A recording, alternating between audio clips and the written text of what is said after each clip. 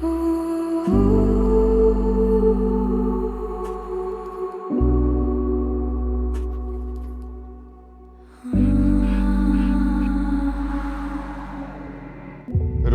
Knut de chiar în fața noastră după ce a fost mutat. Fantastic! Ne bate vântul, Teddy? Ne flutură urechile?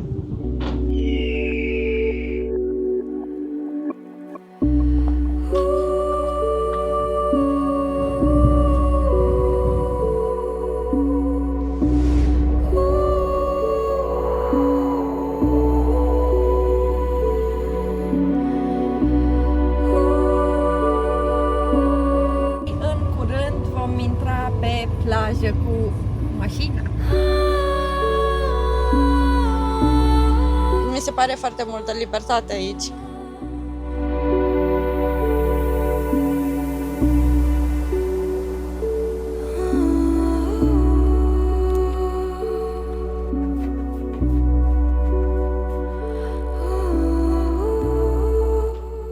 Dacă tot am găsit buncările, mergem să le explorăm. Apusul din buncăr. Și mă puteți zări cum am cucerit buncărul germanilor din al doilea război mondial.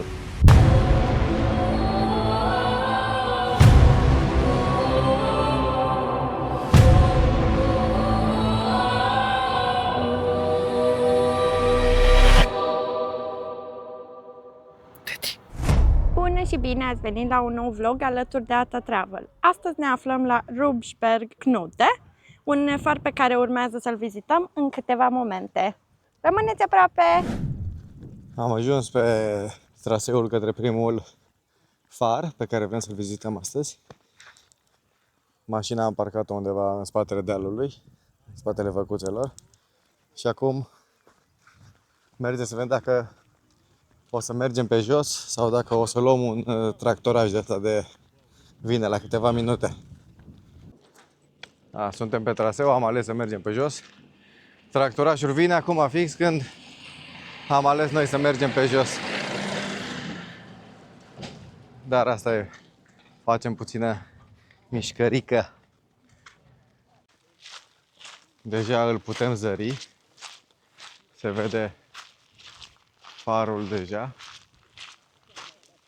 Parcă mai avem un kilometru până la el. Pare că bate și soarele. Și nisipul este superb.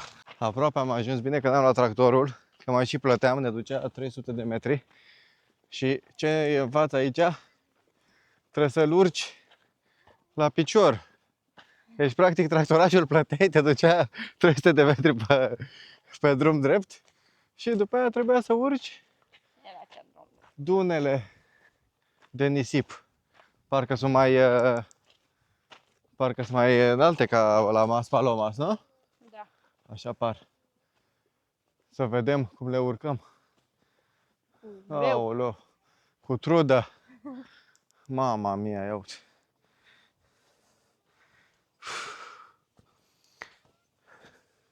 Te filmezi sus acolo, să vedem. Să vedem sus. Schimbare de plan. Mergem pe unde a luat-o toată lumea. Eu am zis, bă, chiar toată lumea merge prin același loc. Și noi vroiam, de fapt eu, vreau să urc pe acolo, urcăm toată colina. Și după aia coboram ca să ajung la vestitul far. Și de fapt, Aici se merge normal. Aici se merge așa, puțin înclinat, atât. Și am ajuns. Rubjerg Knude chiar în fața noastră după ce a fost mutat. Fantastic! Celebrul far Rubjerg Knude, construit în 1900, a fost înconjurat treptat de dune de nisip și amenințat de eroziunea falezei. În 2019, farul de aproximativ 720 de tone a fost mutat cu 70 de metri spre interior într-o operațiune inginerească spectaculoasă pentru a fi salvat. Imaginați-vă cum e să muți așa ceva. El ar fi fost undeva înspre plajă, dar a fost acoperit de nisip, au trebuit să-l mute. Fix lângă far și au scris oamenii numele cu pietre, cu cărămizi. Olivia, Ica, Maita. Astea s-au acoperit. AK.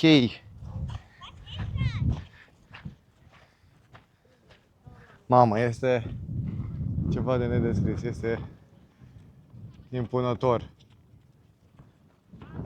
Ce imagine, ce imagine. Alexandra se îndreaptă spre mare.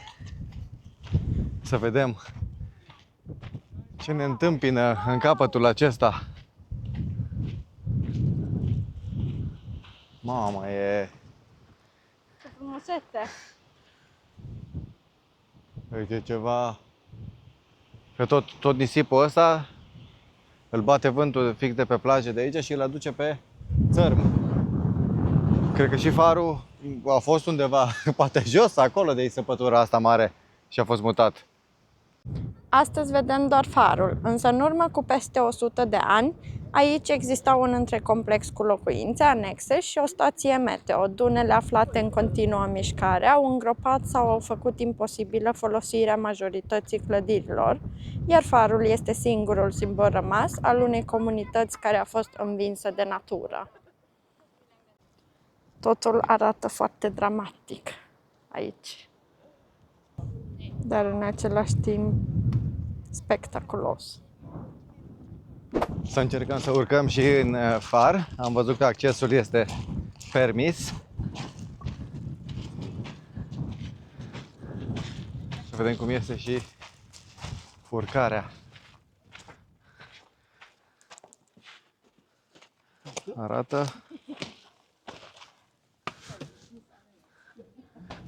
Thank you. You're welcome. Deci domnul ne-a cărat treptele alea, niște pietre acolo, pe care și eu și Alexandra amândoi am călcat pe ele și ei se uitau cum oamenii urcă pe scările făcute de ei. Da. Bine că am pus pantaloni. E foarte bine. E ok. E ok urcarea.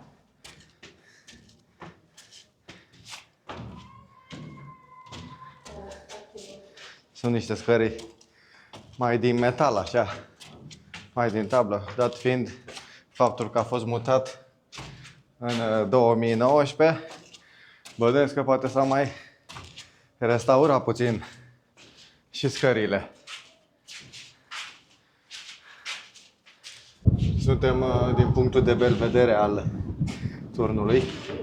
Aici poate stăteau arcașii și grănicerii, eu știu cum le zicea la aia cu binoclu de se uitau. Am izbăvit, am ajuns în vârf. Priviți! Cam aceasta este priveliștea. Așa arată farul în interior. Se poate circula în jurul lui și este un punct de belvedere foarte frumos asupra a tot ce este în jur. Nisipul, copiii care se dau de-a dura în nisip. Se vede și biserica în zare. Pe acolo pe undeva am fost noi cazați seara. Și marea. Minunile naturii. Ne bate vântul, Teddy? Ne flutură urechile? Teddy? Ai văzut cățelul? Teddy îl urmărește pe cățelul acela, că nu e frică de înălțime. A văzut el și mai rău.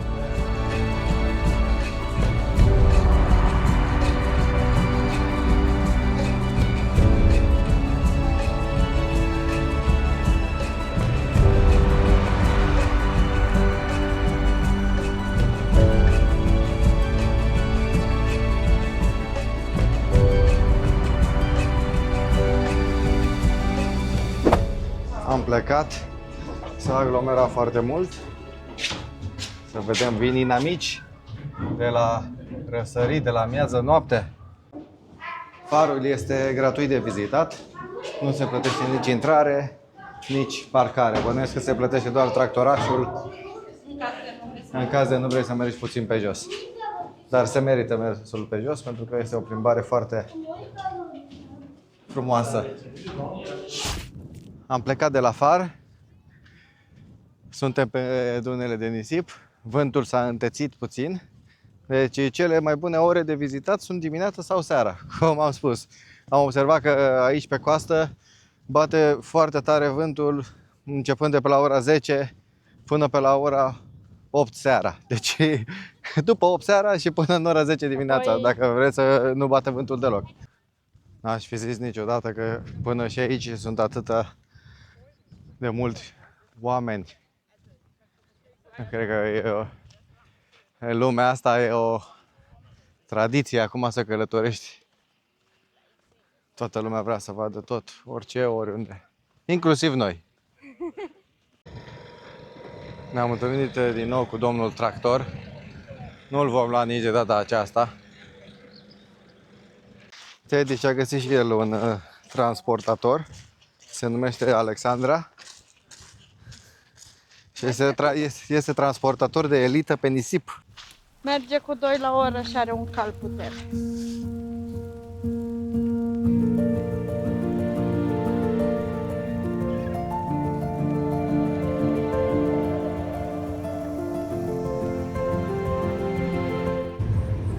Am ajuns în orășelul Locken și în curând vom intra pe plajă cu mașina. Nu știu dacă v-am mai spus sau dacă v-am mai povestit, dar aici este permis mersul cu mașina pe plajă sau condusul pe plajă.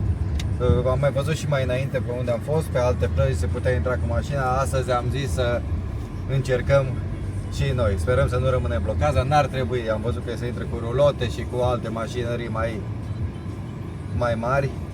Deci ar trebui să fie ok și pentru noi. Rămâneți aproape, în curând rulăm pe nisip.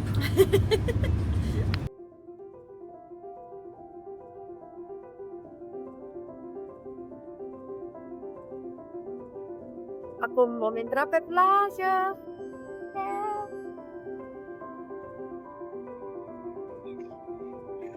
Să vedem dacă mergem direct pe nisip sau dacă este vreun drum făcut pe plajă, nu știu, vedem acum.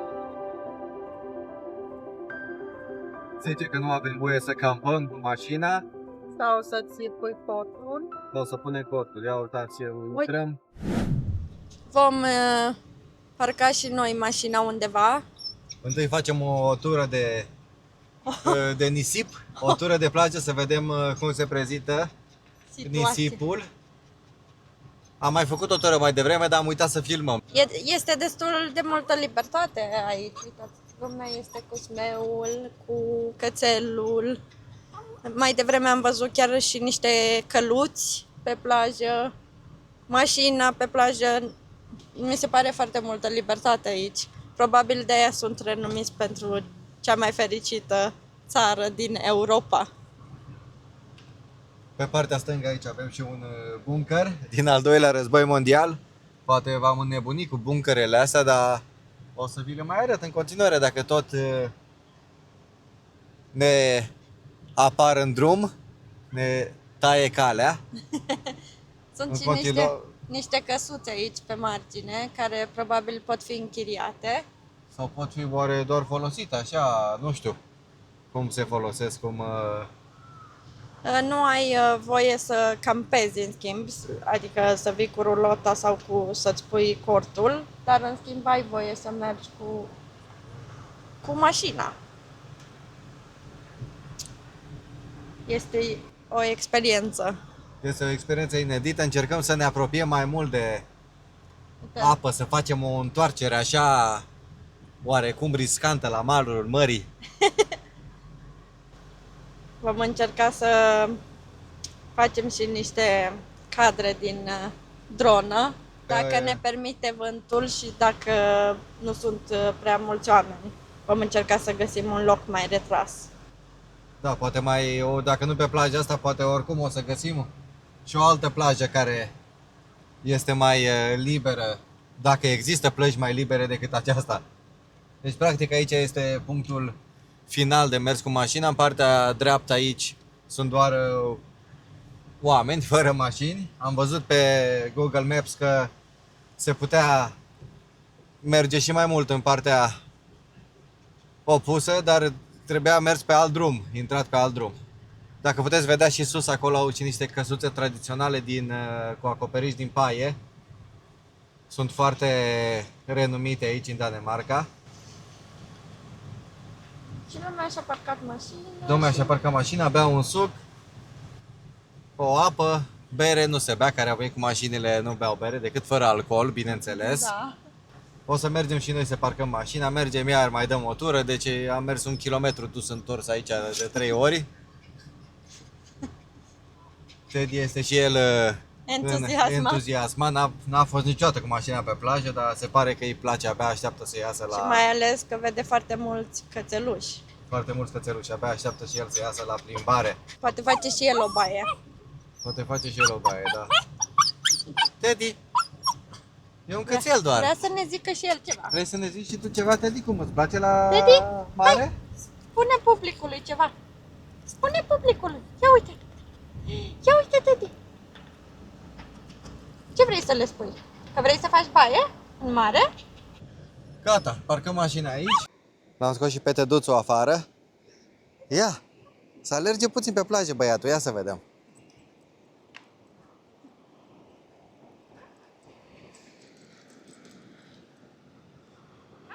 Mamă!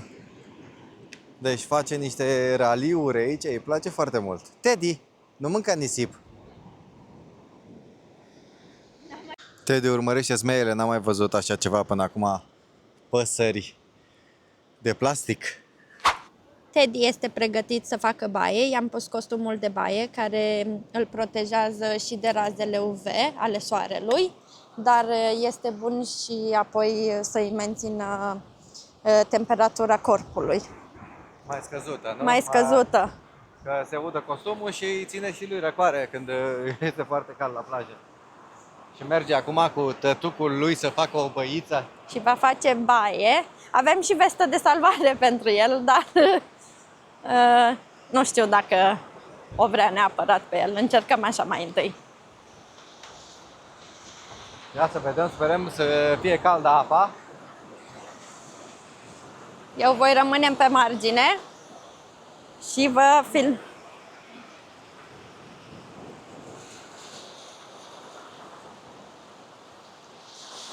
Să vedem dacă îndrăznește.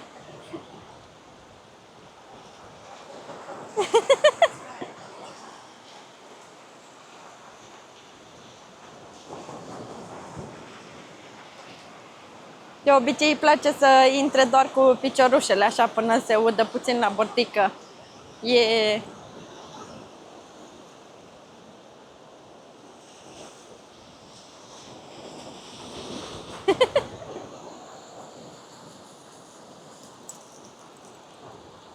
Cred că nu-și dorește mai mult.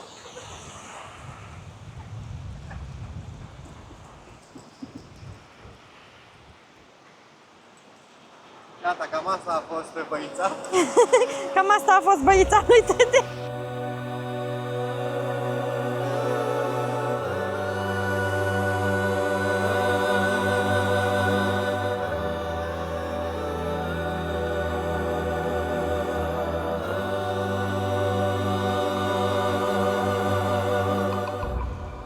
Alex a intrat și el puțin în apă. Ne va spune când revine cum este temperatura apei. De obicei, în țările nordice este destul de rece.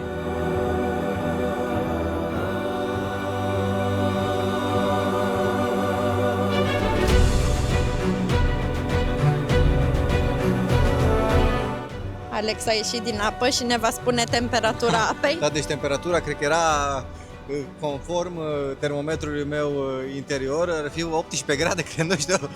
Cred că pentru a face baie în Marea Nordului, practic mi se pare că era apa foarte caldă pentru ce mă așteptam. Da, pentru că eu am zis că de obicei în țările nordice apa aia este destul de rece. Așa am experimentat noi până acum. Da, dar aici era foarte caldă. Poate că se răcea mai mult pe parcurs, dacă intram mai în adânc așa, dar am fost doar până aici. M-am mutat și eu pe tot corpul și am făcut baie ca toți nordici, așa se face. Intri puțin și ieși. Am făcut și noi o baie și am stat puțin și ne-am bronzat, am zis să profităm și noi. Acum urcăm să vedem o casă tradițională, cea cu acoperișul de paie, să vedem mai îndeaproape cum arată. Casa este superbă. Am urcat aici câteva trepte care erau acoperite cu nisip. A fost puțin greuți. Și acum avem o priveliște asupra orășelului. Mai sunt câteva căsuțe de astea cu acoperiș din paie așa. Dar acesta pare foarte bine întreținut. De care o grosime de vreo 40 de centimetri. E destul de izolat. Chiar sunt curios cum este făcut, cum este construit așa ceva. O să mă documentez. Deci ne place foarte mult litoralul danez. Mi se pare că au o arhitectură simplă și foarte bine pusă la punct. Totul pare așa curat și nimic nu iese în evidență. Acum dăm o tură printr-un cartier privat de lângă malul mării, la 2 pași de malul mării. Să vedem cum arată căsuțele oamenilor în Danemarca. Încă o căsuță tradițională cu acoperiș de paie. Mi se pare fermecătoare. Pe aici încă se are încredere în oameni. Se vede că toată lumea au ușile și ferestrele deschise peste tot. Deci nu le este frică că dau năvală hoții. Am avut noroc de vreme foarte bună. Sunt 24 de grade, dar se simt. Ceea ce se simte foarte clar. Deci că sunt 30. Cred că aici în nord soarele este foarte aproape, e direct în sus, arde cel mai tare. Nisipul este extrem de fin. E nisip de foarte bună calitate. Până și potecuțele către plaje sunt drăguțe. Sunt așa naturale, da. Zici că nu ești în Danemarca.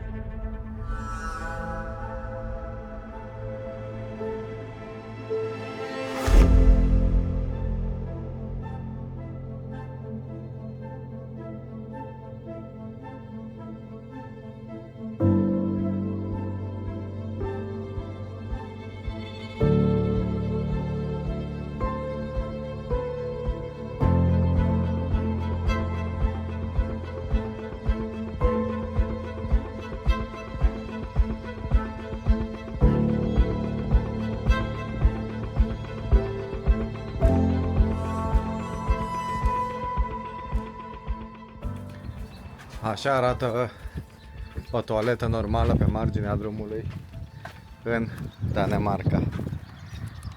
Priviți cu ce vă întâmpină. Iar aici putem urmări păsările. Există și un binoclu aici, poate l-a probat Alexandra deja. Da.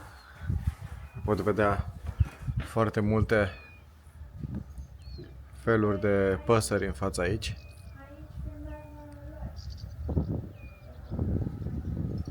Acest binoclu este conectat la acea aparatură cu ecran și care există un televizor aici care ne arată exact ce păsări ne arată Alexandra acolo, domnule. Acum ne arată cerul.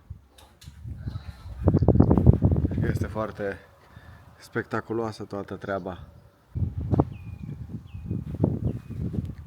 Încercăm să filmăm niște păsări. Dacă avem noroc. Au cuib aici.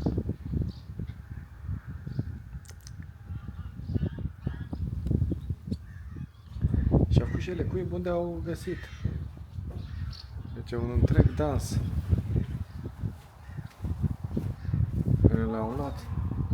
Le-am luat locul. Ce ne prezintă toate tipurile de păsări care sunt prezente în această faună. Păsări și animale, văd că sunt și de-astea, cum zice, care înotă Ai putea să pe vezi sub apă. și vulturi și foci aici. Există și vulturi și foci, deci aici nu ai voie să zbori cu drona. Este foarte periculos să zbori cu drona dacă este zona cu vulturi. Pentru că, știți de ce? Vulturii atacă și dronele, nu doar păsările normale.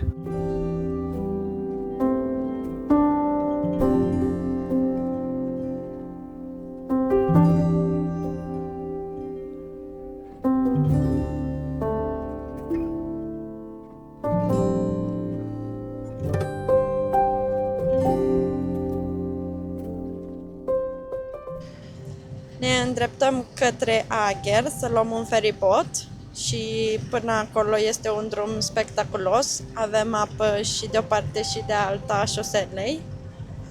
Și am vrut să facem câteva cadre cu drona, dar este un parc național care se numește Ti. Și vă vom lăsa câteva imagini de aici.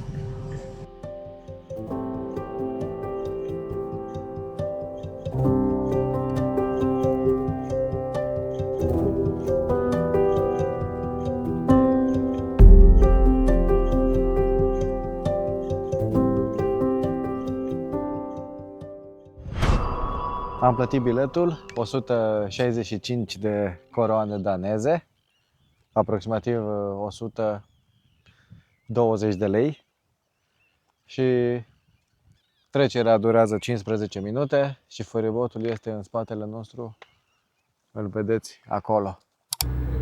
Ne-am urcat pe feribot, am mers foarte rapid, ne-a controlat domnul la bilete, Tibetedin am băgat aici la traistă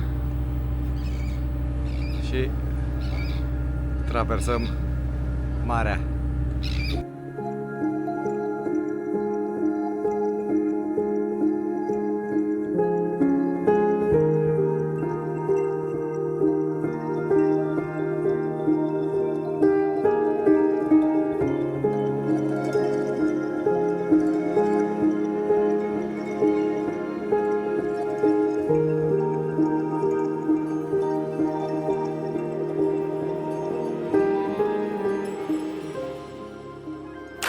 Am ajuns la camping, am parcat mașina și am mutat cortul puțin mai la stânga.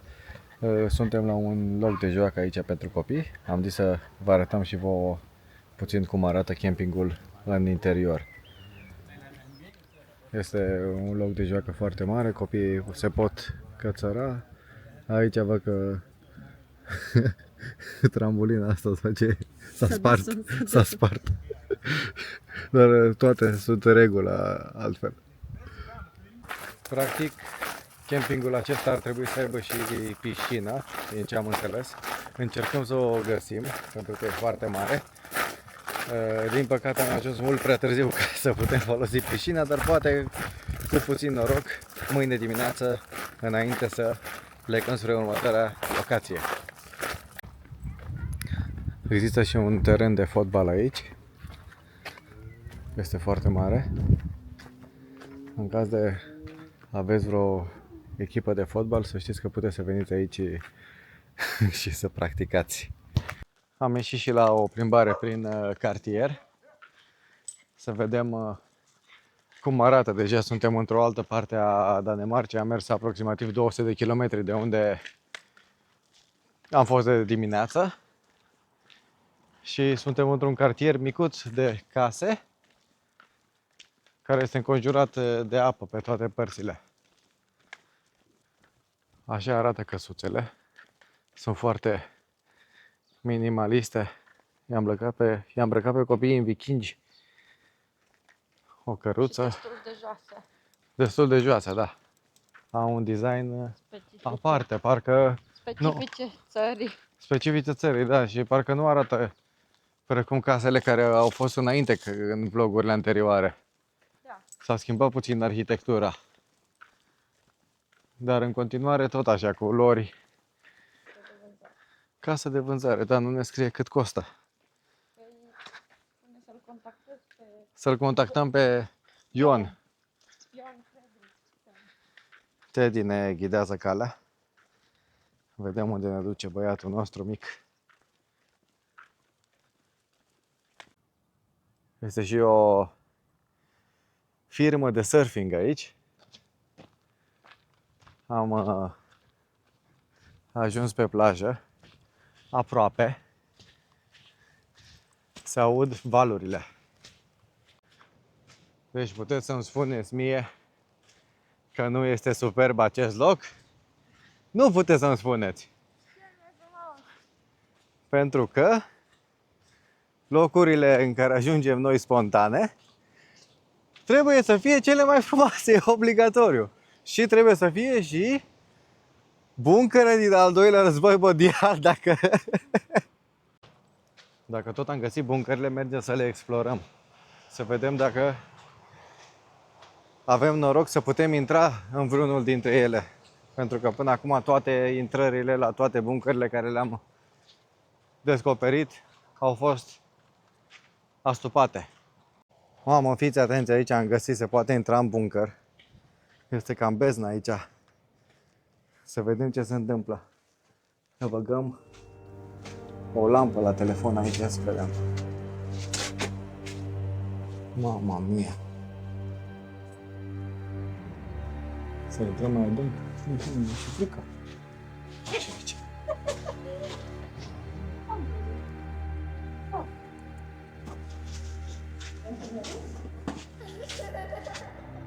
Să vedeți pe partea alaltă.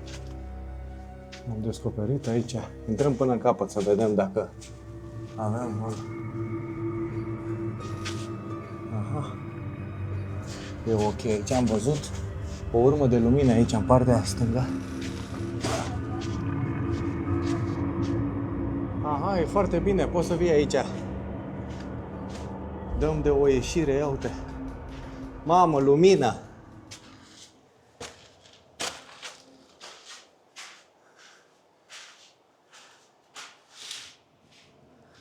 Unde e Alexandra? Alexandra? Vin și Alexandra și Teddy. Ia uite, mamă, este înspăimântător.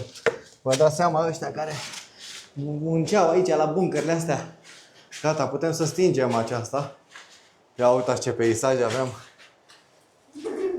Din buncăr. Mama mia. Ca lumea de tot din buncăr. Și se văd încă 2-3 buncăre acolo pe plajă. Și copii care se joacă în nisip. Superb, superb. Deci, apusul din buncăr. Eu chiar pot să vă zic că a fost un vis de-a lui Alex să intre într-un buncăr. Da, deci pentru mine nu era atât de important. Deci, am căutat toate buncările pe care le-am văzut până acum, am încercat să intru în ele, dar văd că astea chiar se pot accesa. Și acesta e cel mai interesant, așa că a fost puțin... Am văzut că se poate urca pe el. Ne și urcăm pe el, am și intrat în el, ne și urcăm pe el. Ca lumea, peripeții. Ia să vedem cum merge și urcatul pe această... În șlapi. Noroc că sunt puternic.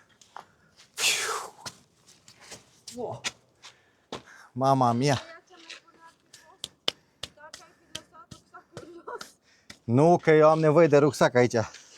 Cine știe? Îmi mânesc camera. Mulțumesc. Am luat această cameră. Mergem mai departe. Să vedem ce vom descoperi aici.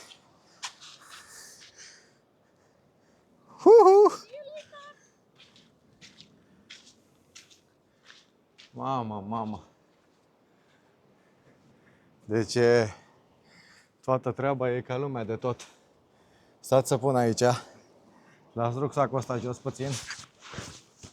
Și și mă puteți zări cum am cucerit buncărul germanilor din al doilea război mondial. Să vedem, o putem zări și pe Alexandra și pe Teddy, care se plimbă foarte frumos pe plajă, da?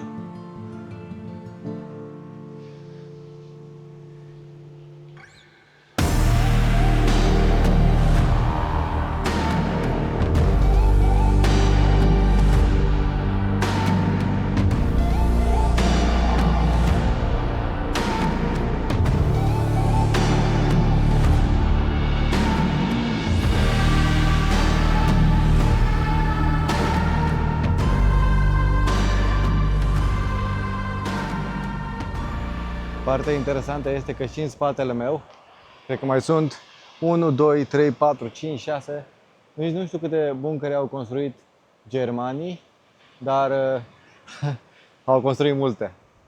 Și chiar am văzut la campingul nostru că erau foarte mulți din Germania și Alexandra a zis o chestie foarte interesantă. De-aia vin Germania aici. Oare de ce? Ori avea vreo rădăcină prin aceste buncăre?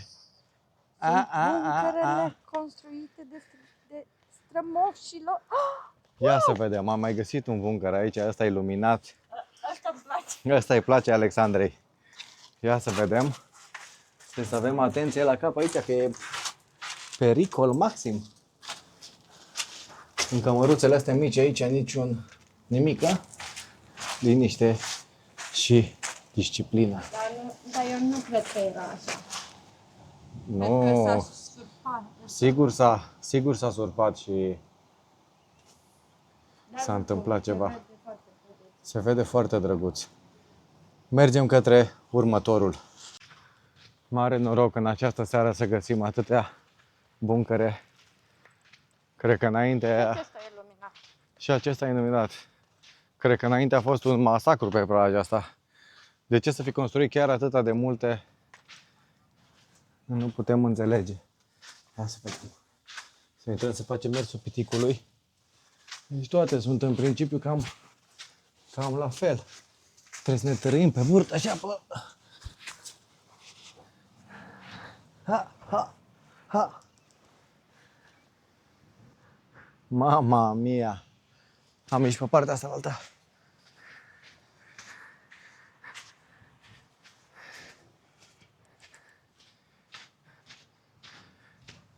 Unde-i băiatul?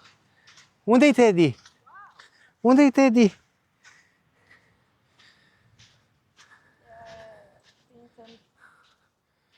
Mamă, e o scară aici. Chiar să vedem. Da, nu vreau să vedem ce e cu QR codul ăla, să urcăm pe scară. Să vedem. Aha, e doar aici, așa nu se... Nu duce nicăieri? Duce așa oarecum, da, duce... Practic poți să te urci sus de aici. Și dacă vedeți ceva, vă scot afară de aici. Ce vedeți? Marea, nu? Da.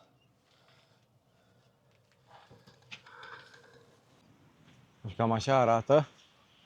Arată mai degrabă ca o casă așa cimentuită. Vor fi astea găuri de tunuri, ceva prin ele? Sau? Că nu cred că au construit ei așa cu găurile astea. Cred că au fost ceva bombardamente prin el. Altfel nu înțeleg de ce plin de găuri. Da, să vedem, mai găsim niște scări aici. Eu cred că e exact la fel ca celălalt, tot așa o gaură. Poți privi stelele iarna. Nu mai urcăm, că urcăm degeaba. Mergem mai departe. Multe sunt îngropate de nisip. În alte părți s-au dus în apă, în mare. Păi imaginează-mi cât de multe au putut să construiască toată coasta asta. Cam atât cu buncările. Mergem să ne așezăm și noi într-un loc și să facem un mini picnic și să vedem apusul. Și dacă tot am venit să vedem apusul, am luat și o Mică gustărică. mică gustărică, ceva tradițional danez. Niște, ce să ia, ca niște jumeri. Am găsit niște jumeri. Dar sunt făcute ca și